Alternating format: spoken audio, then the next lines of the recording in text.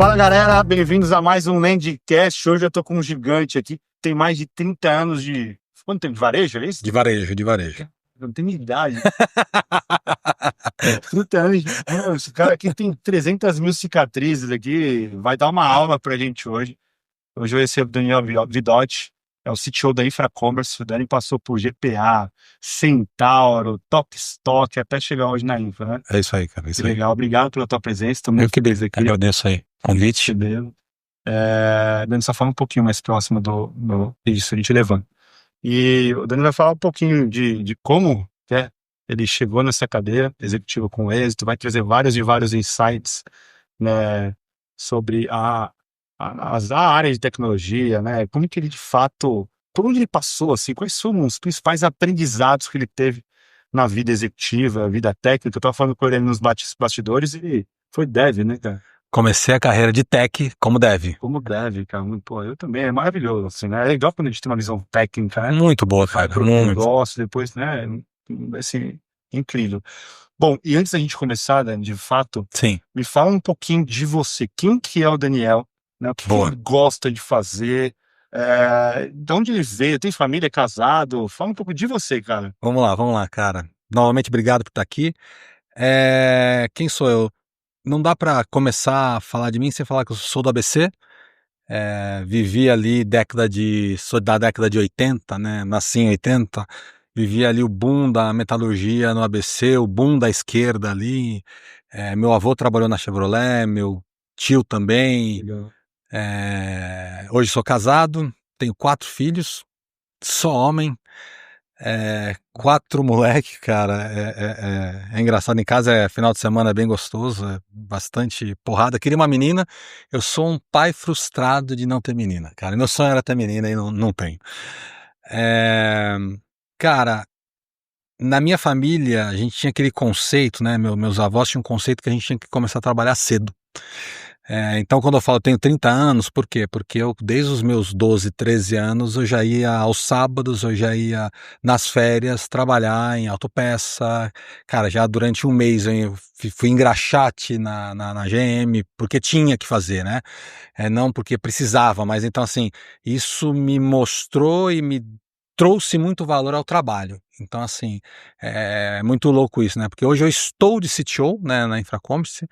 Eu sou matemático de formação, já um MBA em finanças, mas na verdade quem eu sou, como você me perguntou, né, cara, eu sou um cara pacato, caseiro, que curto cinema, que amo HQ, nerd pra caramba, esse boom que agora tem de Marvel, conheço desde a década de 90, né, então junto um pouco disso tudo. Que legal, cara, que legal. Eu tive a sorte de ter uma menina. Eu tive o Irã, né, o primeiro menininho, e aí eu queria mais um menino, cara. Sério? Eu veio uma menina. Sempre assim, né? É sempre assim, cara. Cara, daria muito legal. Dá tempo, 35 dá tempo ainda. Não, 6 chances aí. Não, eu não dá mais. Fechou. Eu já fechei a fábrica. Eu tô com medo, eu tô querendo, mas, cara, tem um baita medo. Fala aí as más línguas que perde o libido, gente. Tô com um baita medo. Não, cara, mas na hora ali, cara, você sente queimar ali. É angustiante. Eu não sei, cara. Ainda não tomei a decisão. E como que você equilibra as frentes, assim, de tecnologia, operações, né, Isso. na Infracommerce, cara? Quais são os principais desafios ali? Cara, a Infra hoje é uma empresa que está passando por um turnover, né? Então, basicamente, O que é a Infra, né? Explica pra gente. Boa. Infracommerce. Infracommerce hoje é a maior empresa de full commerce da América Latina. Legal. Então a gente atende Brasil, mais 8 países, então são 9 países no total, mais de 2.000 funcionários. É uma empresa que tem aproximadamente 14 anos, desde a fundação até agora. Como toda empresa de tecnologia, na pandemia deu aquele boom, conseguiu fazer a IPO e se perdeu pós-IPO, né? Então, até então era uma empresa muito regrada, era uma empresa que controlava muito custo, eficiência, e quando se viu com muito dinheiro, se perdeu na jornada, né? Consumiu todo o caixa, fez mais dívida, tô lá há um ano, exatamente semana que vem, dia 3 de junho, eu completo um ano de Infracommerce, e eu vim junto com uma nova gestão para a gente tentar fazer o turnaround da empresa, né? O Ivan Murias, que me convidou hoje, ele está no conselho. O Pavão, que é um founder que saiu antes de acontecer tudo isso, ele voltou agora para ser o Country Manager Brasil, e a gente está se reestruturando ali. Que legal, cara, que legal. Mas hoje, tem quantas pessoas mais ou menos a estrutura ali? Hoje, Brasil a gente está com umas 1.100, 1.200 pessoas, contando tudo, né? Então, pensando de saque, a gente tem aproximadamente 500, 600 pessoas. Operação nos 3 CDs, hoje a gente tem um CD aqui em Embu, um CD em Extrema Minas Gerais, um CD em Serra, dá aproximadamente 250 pessoas, e o restante é escritório, né? Então, nosso time de CS é um time bem grande, né? Time de front de atendimento para os nossos clientes. Brasil, a gente tem mais de 80 marcas, 80 clientes que trabalham com a gente. Então a gente tem desde uma Dux Nutrition, que faz toda a parte de fulfillment com a gente, uma Dior, uma MAC, que são marcas de luxo, tem uma autoluxo como Montblanc.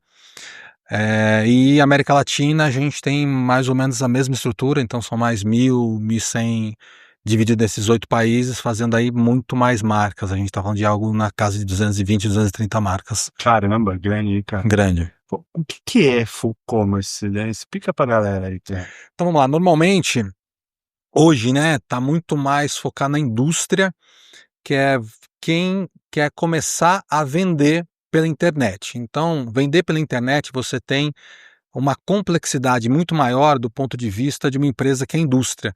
A indústria, ela basicamente, ela vende entregando para uma loja ou para um distribuidor pacotes gigantes, né?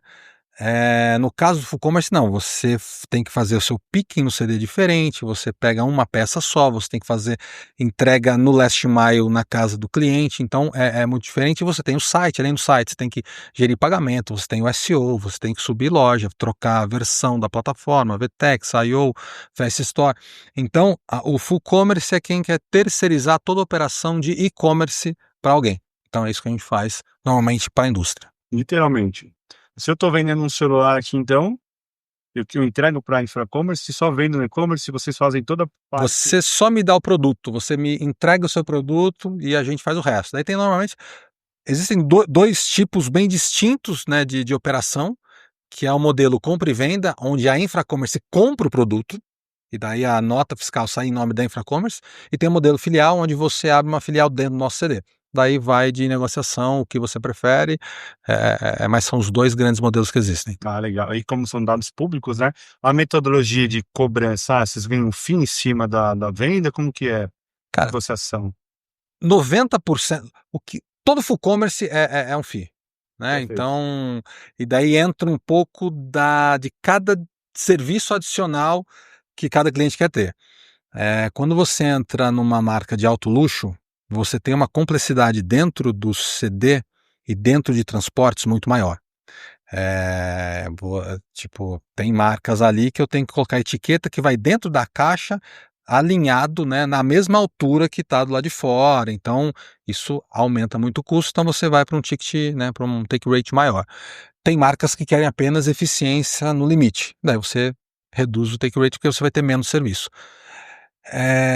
Clientes que fazem só o fulfillment, que é uma outra modalidade, então quando ele quer operar a loja, então ele cuida do site, ele cuida dos meios de pagamento, ele quer entregar para a gente só a parte do produto no CD e o chip até a casa do cliente.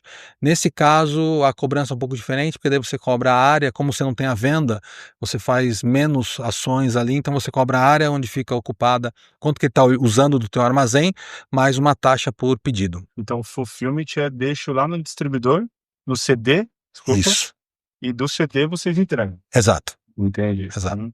Muito legal. Que é uma baita aula. E hoje, qual que é a receita para um crescimento robusto, cara, assim, na tua visão? Cara, a receita é o básico, né? Mas é você fazer o básico bem feito. Não existe esse negócio de, cara, assim, crescimento exponencial para varejo né? Para varejo não existe. Você precisa atender bem um cliente. E daí, no nosso caso, a gente trabalha com 2 clientes, né? A gente tem o cliente que é a marca, que a gente atende, e a gente tem o cliente da marca, né? Então a gente tem o cliente final. Então, assim, se o cliente final não está sendo atendido, a avaliação da loja vai ser ruim, a minha avaliação vai ser ruim. Então não adianta, por mais que o meu time de CS tenha um baita relacionamento com a marca, cara, se eu na outra ponta da operação não tiver entregando, não tiver com meus indicadores cumprindo a risca ali, porque quando você compra um produto hoje, cara, Mercado Livre te entrega amanhã, cara, você esquece, você não se preocupa, você fala, cara, meu produto vai chegar amanhã, né? Então isso já está dentro da cabeça de todo brasileiro. Então você precisa ter entregar o que você vendeu e ter uma gestão muito séria em cima de qualquer investimento, né? Eu acho que não adianta hoje você falar assim, cara, vou comprar cliente, que esse cliente, né, o que a gente fala, a gente vê inúmeras startups ali de varejo que torravam dinheiro para adquirir cliente, né? Então você tinha um CAC super alto, porque pensava que o LTV ali, cara, no varejo o cliente é muito pouco fidedigno. Ele fica muito em cima de preço, né? Então, Ele compara, né? Ele entra, ele quer olhar, ele... cara, você tá a um clique, né? Diferente de 30 anos atrás, você tinha visitar lojas. Hoje não, cara. Hoje você compara no Google Shopping. Então, não existe fidelidade ali para a marca, né? Tirando uma outra, né? Então, pô, né? Eu gosto de usar tênis Nike para correr. Cara, eu vou no Mercado Livre para comprar. Eu nem entro no site da Nike, né? Por quê? Cara, porque ali eu comparo, ali eu vejo, enfim, mudou muito. Cara, te sugiro você comprar o New Balance 1080 para correr, cara. É mesmo? Nossa senhora, eu acho que foi. Eu tenho 38 tênis da Nike. Nossa, Essa cara. época eu sou viciado em Nike. Ah, Mas, cara, a hora que eu comprei o o New Balance, 1080 é mesmo? pra correr, bicho, vai pro livro. Da hora. Uma dica pra galera que tá escutando aí. Boa. Legal, cara. Legal. E quais são os principais indicadores de e-commerce, de varejo, assim? Não esquece técnica, que eu vou querer saber que você olha a operação, mas você Tranquilo. falou de LTV, né? Você falou... Cara, assim, o que a gente olha pensando em e-commerce, né? E-commerce você tem 2 grandes métricas, né? Você tem a taxa de conversão, você tem um tempo de carregamento do site. Então, assim, Perfeito. tipo, Isso é importantíssimo, né? é isso. Então, assim, se um site que demora para carregar, esquece. Hoje em dia, conversão na veia. Então, você começa daqui. Daí depois você começa a analisar outros KPIs. Daí você tem a micro conversão, então você começa a analisar por etapa do funil, cara, onde você está convertendo mais, onde você está convertendo menos, para você identificar onde você está perdendo o cliente. Mas aqui é o beabá de qualquer e-commerce. Saiu daqui, você vai para uma taxa de efetivação do pagamento, né? Porque o que acontece? No e-commerce a gente tem o antifraude, que fica uma camada ali, mesmo o cliente pagando, você tem muita fraude. Então, você tem que acompanhar quanto que está a tua efetividade, né? Então, não é só fechar o pedido, esse pedido tem que ser pago.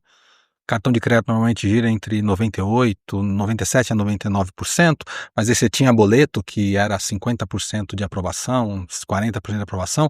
Agora tem o Pix que está crescendo muito, e daí você tem você não precisa passar pelo antifraude, mas você tem uma taxa de pagamento menor ainda, comparável ainda com o boleto depois do pedido fechado, né?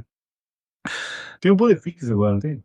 Bolepix? A gente viu, Tem Pix parcelado. Os caras criaram, cara, brasileiro que fica atrelado, né? Tipo, porque onde mais tem dinheiro hoje é no pagamento, né? Então, as startups que mais estouram hoje é startup de meio de pagamento, né? Onde você fica com um percentual que, teoricamente, você pode usar esse percentual para você escalar e dar crédito para o consumidor. Então, talvez o que uma startup que eu trabalhei, acho que é Parcela Paga Leve, se eu não me engano, eles faziam isso. Então, eles tinham crédito, eles entregavam crédito para você parcelar no Pix a cada 15 dias e você tinha uma taxa e daí vai indo.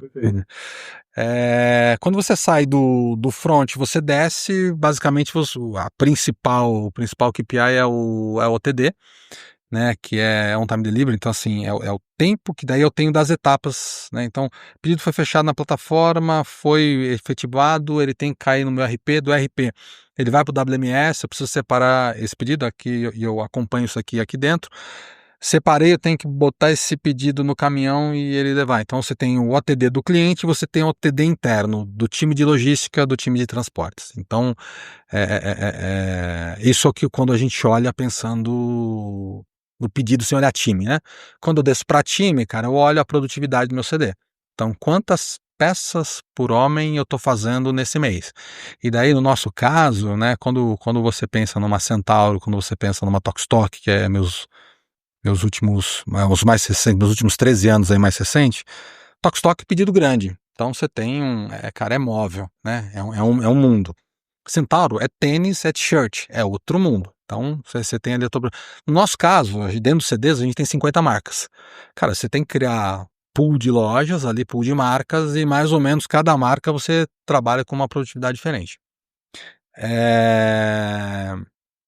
Quando você sai desse mundo, já fecho aqui porque é muito assunto, o último KPI que a gente acompanha muito é justamente o NPS, para eu saber como é que foi a experiência do cliente. E dentro do saque ali você tem basicamente o tempo médio de abertura, né, de resposta, first call resolution, para a gente entender o que a gente está resolvendo primeiro, e cada vez mais tendendo sempre para WhatsApp e bot, e-mail, tirando o canal de voz, que é o canal mais custoso que a gente tem na operação, que é o humano que tem sempre que atender, porque hoje quando eu boto nesses canais, o bot já, cara, tem uma retenção de 80% a 90%. Então vai para um N2, para um humano, um número muito menor de... Exatamente. Legal. E, pô, então são várias e várias etapas que a gente consegue talvez trazer IA para dentro de algumas delas, né? Consegue, Estamos cara. fazendo, já está olhando para isso? Ou...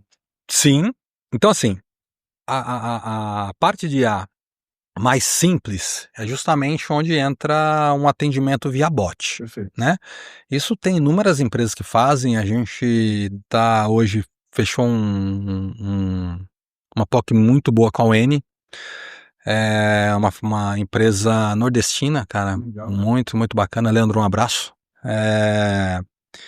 E eles tiraram a nossa retenção de bot de WhatsApp de 50% a 60% para 80% a 90%, dependendo da marca.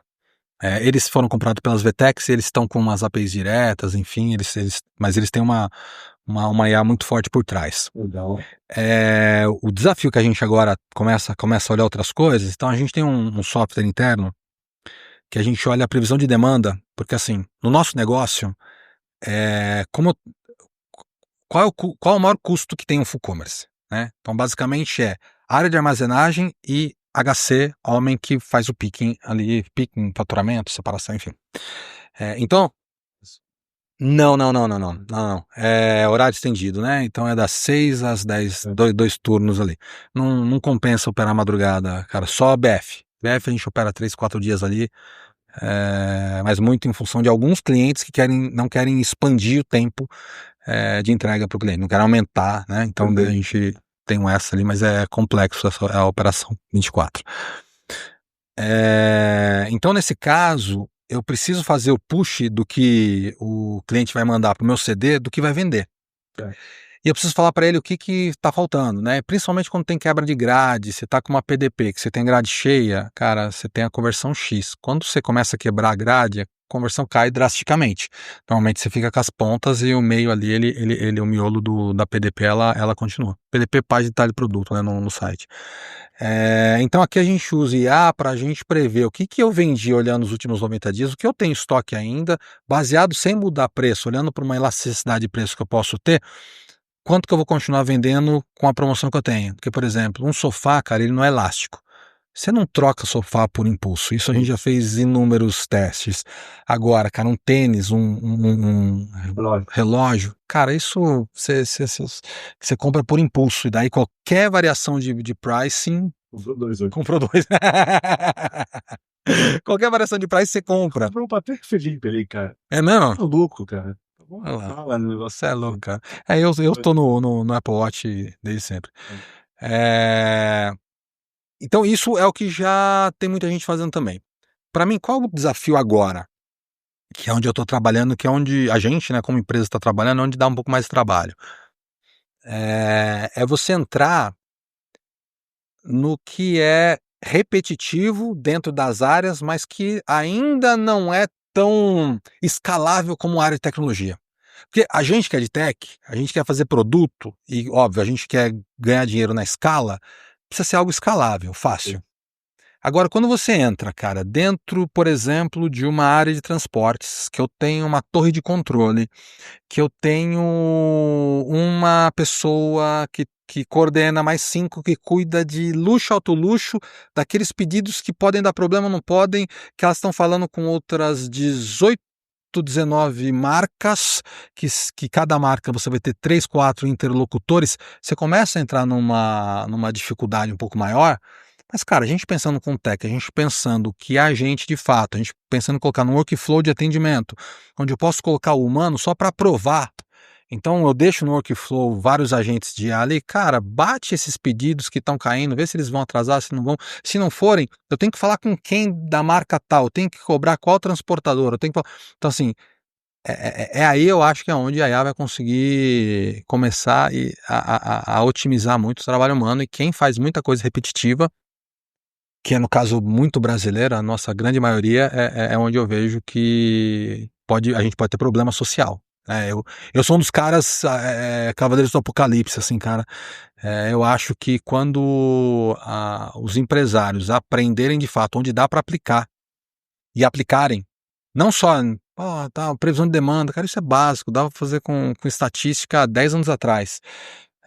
Agora, na execução repetitiva que você tem 80% do trabalho humano hoje, como atendimento de voz, hoje eu não consigo atender ainda via um robô por causa de como está o nosso tronco telefônico.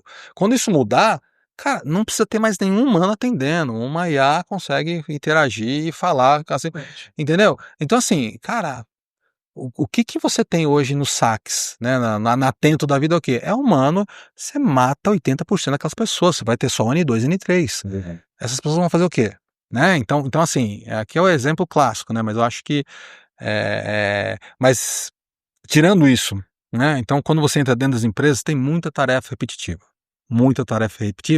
só que você com a cabeça de você aqui como o CEO da Land, você não quer produtizar, porque você não tem escala, porque é como a Infracommerce opera. Mas o CEO da Infracommerce, né, eu lá no papel de CTO, CEO, conversando com o Pavão, que é o meu CEO, a gente fala, cara, isso daqui dá para a gente otimizar um projeto, né? Então, que eu acho que ainda de maneira incipiente é o que tá começando a sair do papel em algumas empresas que eu tenho conversado. Legal. Você que teve várias e várias, assim, passagens por empresas grandes, inclusive, né, Dani?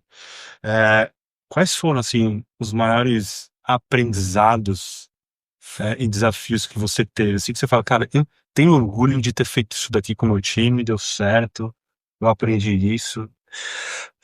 Cara, muitos, né? Dá pra gente ficar falando uma hora aqui, né? Mas assim, ó, o último que eu fiz agora, até postei hoje no meu LinkedIn. A gente fez uma migração de uma Big Tech, de uma ferramenta CRM, para uma ferramenta open source, Odoo. Um baita RP, cara. Quem estiver assistindo, boa dica, né? Foi olhar para a câmera. Quem estiver assistindo, olhem para o Odoo.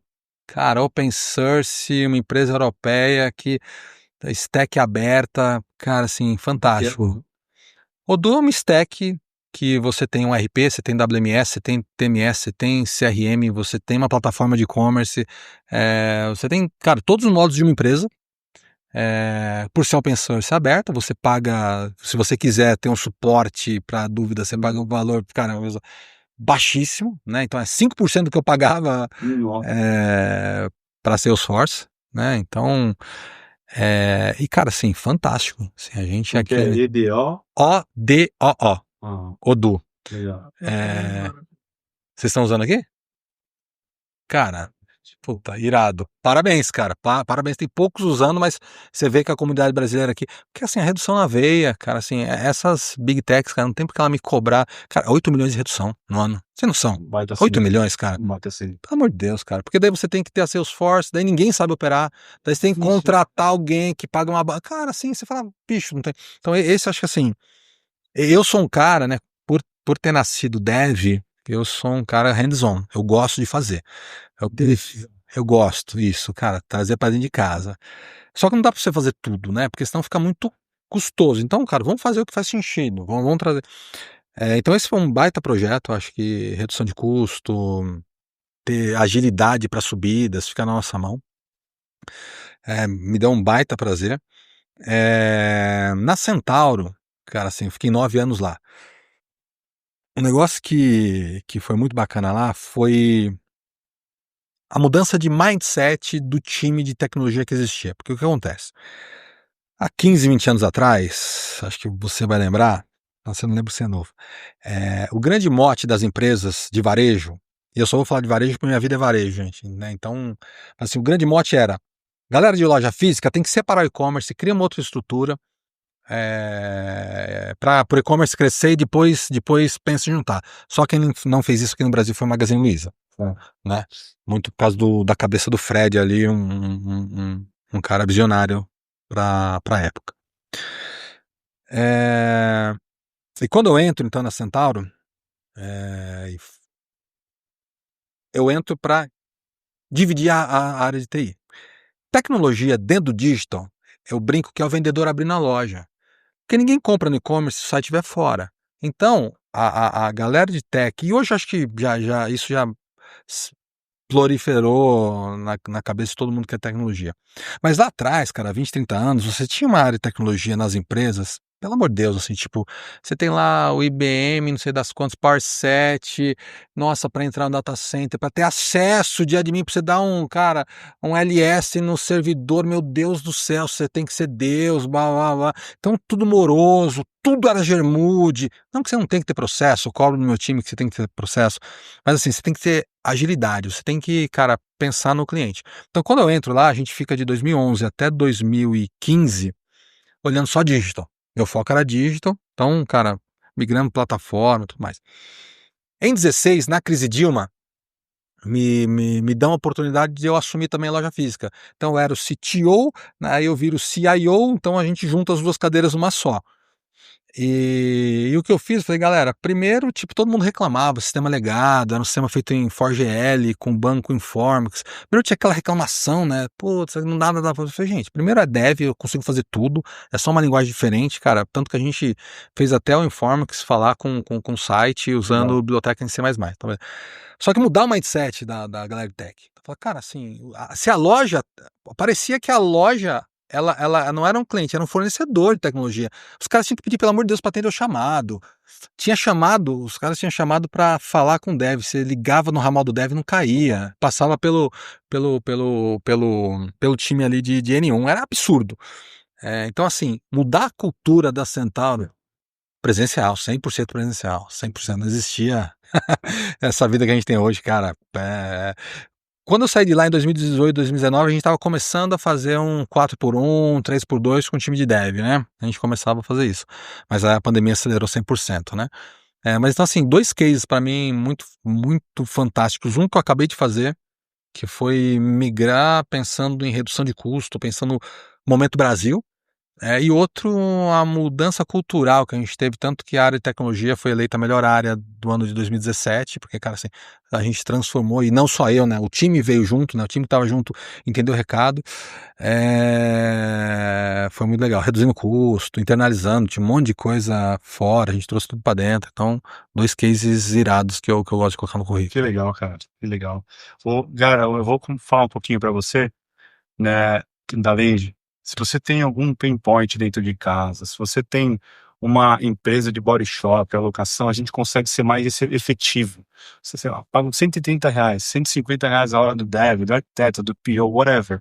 Né? A gente consegue ser mais efetivo, alocar essa pessoa para você, né, trazendo eficiência. E se você não gostar dessa pessoa, a gente troca e não te cobra nada no primeiro mês. A gente garante que ela tem o hard e o soft skill que você precisa, tá? A gente está há 9 meses aí no mercado, literalmente focados, né, e está passando mais de 210 profissionais, né, pessoas no nosso quadro. Então, entre em contato conosco aqui, lenditech.com.br, tá? Ô Dani, me dá assim, um cheiro, bicho, assim. Como que você, né? Vamos mudar para assim. Que dica você dá para a galera que está escutando a gente aqui agora, que está com fone de ouvido ali programando, ou está na academia agora, né? Para chegar numa cadeira de executivo com a sua com êxito, assim, quais três insights super legais assim que você dá? Assim, eu vou dar um para começar, talvez você falaria isso, mas network, eu acho que é extremamente importante, né? Demais, demais. Fala outros assim. Cara, primeiro, nunca parar de estudar sobre pessoas. Você tem que aprender a se conectar. Então, assim, para gerir time, você tem que entender de pessoas. Então, isso foi uma virada que eu fiz, né? Então, eu fiquei ali 10 anos 100% técnico. E para gerir time você vê que muda um pouco, é muito difícil, cara. Por isso tem dev que quer ser dev a vida toda. Você recebe a task, você coda e você devolve, dá o commit e entendeu? E você depende só de você. Esse é outro ponto. As minhas entregas, elas dependem zero de mim. Eu dependo só do time. Eu dependo 100% do meu time, cara. Seja time de dev, seja time de logística, time de transporte, time do saque. Eu só dependo dos outros. Então, assim, eu sou um bom profissional, sou um ruim profissional se eu tiver um time bom. Você falou 3, né? Cara, a terceira eu falei estudar pessoas, conhecer pessoas, networking e nunca parar de estudar. Você precisa se tornar, para sentar acho que na cadeira que eu tô hoje, né, olhando operações e tal, eu migrei muito, pivotei muito pra minha carreira, já toquei o digital, o business mesmo na Centauro, toquei na Tokstok também, toquei a área de transportes lá. Você precisa se tornar um generalista. Então você migra muito a tua carreira. Então assim, você tem que ler muito. Então assim, cara, quem não gosta de ler, eu acho muito difícil se tornar um bom profissional. Assim, cara, eu tô lendo todo dia eu leio algum livro. Toda semana eu tenho uma meta de a cada 2 semanas pelo menos eu tenho que completar um livro novo. Agora, assim, eu acho que o bom profissional tem que estar lendo. Pelo menos, no mínimo, um audiobook, né, de um livro. Não, audiobook cara, eu tô viciado nisso, cara, tô viciado em audiobook, assim, isso é um a cada 2, 3 dias, né, que tem uns agora de 11 horas, 12 horas, daí demora uma semana, tal, mas assim, cara, audiobook é o mínimo, cara, assim, tem galera que tem preguiça de escutar, bicho. Cara, mas como assim? Não lembro que eu não tenho tempo. Mas tenho preguiça de escutar, me dá sono. Cara, se mata, né, se mata, cara, se mata, é isso. Eu tô ouvindo aqui, sabe qual a vantagem decisiva? A vantagem decisiva que eu vim ouvindo, me indicaram aqui do Patrick Lencioni, fala sobre cultura. Indico, passei da metade aqui, um baita livro de cultura organizacional. A vantagem decisiva, do Patrick Lencioni.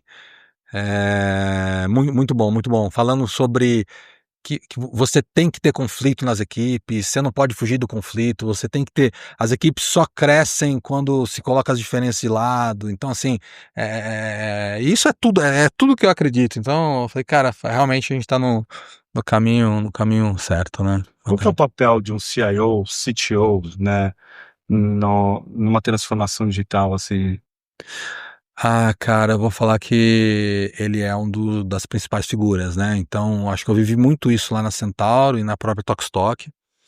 Primeira coisa não acontece nenhuma transformação digital dentro de uma empresa se o CEO não quiser. Então, assim, cara, ponto básico o CEO tem que ter na cabeça que é necessário. Só que para o CEO saber que é necessário, daí parte do CTO, do CIO, conseguir ter o poder de convencimento de mostrar. É um pouco do que está acontecendo agora com o IA, para mim. Tá? Então, é o mundo perfeito. A IA, a gente, não sei o que tem, não sei o que lá. Cara, você colocar IA numa empresa, não é você colocar software, não é você colocar código, é você fazer com que o gerente de CS ele consiga usar IA para otimizar o tempo dele. É eu fazer com que o gerente de transporte ele consiga entender que tem tarefa ali que dá para ele colocar IA. E daí eu ensinar ele a começar a pensar assim, né? E ensinar ele como pedir as coisas para fazer isso. Então, assim, que é um trabalho que a gente começou, eu chamo de evangelização, né? Cara, é evangelizar ensinando. Então, assim, você tem que ir lá embaixo na cadeia e explicar para as pessoas, cara, tem que explicar para analista, para assistente, que dá para otimizar o trabalho dela também. Perfeito. Então, assim, só que isso é um negócio que não dá para ser, vamos criar um projeto. Não, cara, isso tem que vir, é a coisa, é um negócio que você tem que puxar. Você fala com um, com o outro, monta um time, monta uma cumbuca, começa a discutir em cima, pega um probleminha, resolve, o outro entende, quer entrar também. Então, de grupos pequenos, e cara, hoje é informação e a acessibilidade que a gente tem para a gente conseguir juntar as pessoas é muito fácil, né? Eu crio um grupo de WhatsApp, bota ali 10, 15, 20, 30 pessoas dentro da empresa, começa a fazer, fiz isso, fiz aquilo. Então, assim, mas o papel do CTO, do CIO, em qualquer transformação que a gente vive, é fundamental. Ele tem que puxar. Ele tem que puxar, ele não tem que ser puxado, né? Tem uma frase que eu gosto muito que é: eu peço desculpas, eu não peço por favor. Então acho que essa tem que ser a cabeça de quem quer mudar a realidade. O Dani tá falando aqui, eu tô no monte de coisa. Fui, assim, eu já passei por algumas transformações também, né? E na transformação, acho que é importante a gente olhar pro nosso time, como você comentou, né? E esquecer o ego, né? Tem muito CIO, CTO que tem medo do que algumas pessoas do ponto de vista, não pode brilhar tanto, né? Eu já escutei CIO comentando que não gosta de super-homem no time, né? Qual que é a tua visão, assim, quanto a isso, sabe? Nossa, cara, a gente entra numa área cinzenta. É difícil, né? É difícil, porque assim, cara, É difícil. eu vou tentar, para não parecer superficial, né? A gente precisa contextualizar algumas coisas. Tem pessoas que codam por um squad, cara.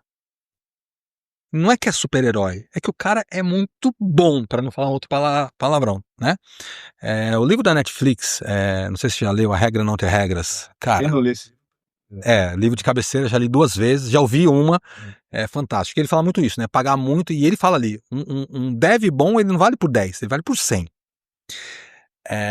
Na minha vida inteira, eu nunca deixei de ter essas pessoas do meu lado, né? Então, hoje eu sou ali advisor de 3 startups, cara. Basicamente, são de 3 caras, 3 muito bons que passaram pela minha vida.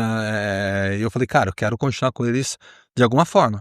E esses caras são caras que eu chamo, cara, são gênios, né? Então é cara que um deles, cara, usa IA pra tudo, tipo, e quando a gente pede uma coisa que qualquer dev levaria 40 dias, ele faz em 2. Então, assim, só qual o problema? Às vezes, nas empresas, nas culturas que existem, principalmente no Brasil, esses caras não, eles não se acham, ou eles não, a gente não consegue valorizar ele. É fácil você pagar para um dev a mesma coisa que um CTO ganha? Não é. E tem devs que merecem, entendeu?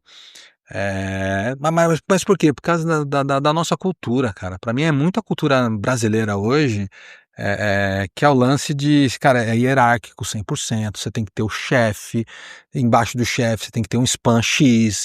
Cara, hoje eu tenho 11 pessoas que reportam para mim. O correto é no máximo 9, no máximo 7, no máximo... Cara, assim, tipo, daí é por isso que as empresas acabam quebrando. Assim, cara, você não precisa ser babado da galera, você tem que delegar com responsabilidade, mas a pessoa tem que saber fazer. Vai errar, erra, a gente resolve. Então, assim,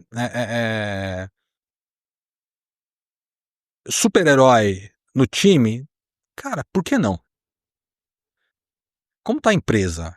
Cara, eu prefiro ter 3, 4 caras muito bons, que eu tô tranquilo. Mas e se o cara sair? Pô, velho, se o cara sair, você tem que arrumar outro, ou você tem que fazer de um jeito que ele não saia. Assim, tipo, você não pode ficar preocupado que o cara vai sair. Então, tipo, não tem esse cara, esse daqui é o backup desse, cara, não dá. Ou você tem empresa, como você comentou aqui agora, pô, tem 200 profissionais. Cara, 200 profissionais, você tem 2, 3 que sabem fazer a mesma coisa, entendeu? Então, tipo assim, a gente precisa cuidar para que. E isso é um negócio que eu li no livro do Jorge Paulo Lemann, aquele que tá os 3 na capa, esqueci o nome. Não, é fantástico também. Esse eu li no final de semana. é, que ele fala, né, que ele comenta ali que ele estava no momento da Ambev, era o Sucupira que tinha assumido a Ambev, e ele estava no conselho, e ele contratou uma porrada de estagiários de trainee muito bons. Daí ele fala, nossa, cara, a gente tá com um time muito bom agora, o que a gente vai fazer? Cara, a gente tem que fazer a empresa crescer muito rápido para esses caras, a gente ter espaço para eles virarem diretores. Então, assim, a gente tem que pensar em como a gente cresce a empresa sustentável para fazer com que a nossa gente cresça junto Perfeito. e não queira sair. Daí criando cultura. Sonho Grande é o nome do livro, Sonho Grande. Sonho Grande, Sonho Grande. Apesar de tudo que aconteceu ali com Americanas, cara, mas e eu vivi muito isso na Centauro, né? Quando a GP entra em janeiro de 13 na Centauro, cara, profissionalizando a empresa, é a cartilha da 3G, né? Então, é muito isso. Cara, a empresa tem que ficar quem é bom, quem quer crescer, e se eu tiver que pagar muito para um cara que. Só que o cara tem que ser bom. Porque também tem cara que acaba ganhando muito na empresa e tá encostado. Não é isso. Não é isso. São coisas O cara diferentes. conhece tudo, né? Tem um borrado, tu não pode Isso. mexer com ele, Ah, vai parar. não é isso. Cara, de novo, tô em tecnologia, eu entrei em tecnologia, meu primeiro estágio foi em 98. O que eu aprendi? Pode ser quem for, cara, nunca para. Nunca quebra. Nunca quebra. Você demora mais, cara. Eu já virei noite no GPA 2004, 2003, Natal, tal, porque não entendi o código, aqueles códigos linguísticos, tal. Mas não cai, você faz. Você consegue subir. Então, o cara que é bom, quer continuar sendo bom, tem que ter espaço. E a gente tem que criar espaço para ele. Muito legal, galera. Hoje, é, acho que não tem como fugir de IA também para isso, né? Vou te falar uma coisa. Sim. A gente desenvolveu um e-commerce aqui, a gente subiu com o Vitex, Ah. em 2 dias. Nossa. Nossa. 2 dias é ousado, hein, cara? 2 dias? Só. Sei.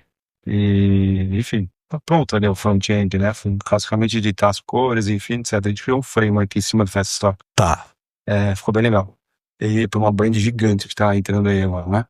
E, cara, a IA ajuda a gente milhões, velho. Então, assim, a gente tem programador, cara, a gente tava até brincando aqui, né, de fazer desenvolva seu site as a service, aqui, né? A gente vai começar, se você quer inclusive o teu site, é só ligar aqui e pedir, você tem seu site em 10 minutos, tá? E tem 3 pessoas. Olha lá, hein? 10 minutos. 8. Mas é 2 minutos de gordura. E a gente desenvolveu um negócio bem legal, porque a gente criou, por exemplo, o Dani quer desenvolver um sistema lá, né? Antigamente a gente tinha um analista funcional, você vai lembrar bem, para ir lá entender, fazer um documento funcional, documento não funcional. Nossa. Aí ele validava com a área, aí voltava. Aí ele fazia o Figma. Figma. Aí depois do O ML, né? Você fazia o ML, cara. Nossa, bicho. Pode crer. Nossa, relacional. cara. Aí depois a Ine fazia o Figma, outro time Figma, depois convertia o Figma para uma linguagem de front-end, o React.js, Flutter, ou linguagem de programação. Aí depois ia para o back-end. Cara, agora a gente consegue fazer tudo isso com IA muito rápido, cara. A IA escuta o que a Meet, né, com o Meetdick, entre outros. Aí a gente tem prompt que em cima do Meetdick, né, da reunião, já coleta os insights. Tem prompt para desenvolver o front, documentar e desenvolver o front. Tem prompt para desenvolver, para converter do Figma já para o React ou Flutter, qualquer linguagem. E tem prompt para desenvolver o back-end em cima de tudo isso que ele escutou. Por isso a gente tá subindo em 2 dias. Cara, esse negócio tá virando um monstro. Nos devs tudo maluco aqui, cara. Cara, tá virando um monstro. Você me falou tudo isso. Eu falei com um dos meninos, o CEO da Conf, falei com o Vitão, tive essa conversa com ele. Que a gente tava brincando com o Manus. Em 15 minutos, o Manus criou um site, um sistema de cadastro, né? Enfim. Você já parou para pensar que isso tá para qualquer dev júnior fazer, né? Então qualquer pessoa pode abrir a sua empresa. A IA vai fazer. E para dar manutenção depois, cara? Esse é o ponto. Todo mundo pergunta, né? Mas se fala da manutenção é escalável, não é escalável? A gente aprendeu que subir um site, subir um formulário desses, qualquer um faz. Agora, que a gente aprendeu e treinou o LLM? Que nós precisamos ter um prompt com reviews. Então, tem um prompt que entra no review, que entra no review, que entra no... Ele vai no detalhe, detalhe. Ele não fala cria uma tela, ele cria uma tela usando o design partner Solid, eu sou single object interface também.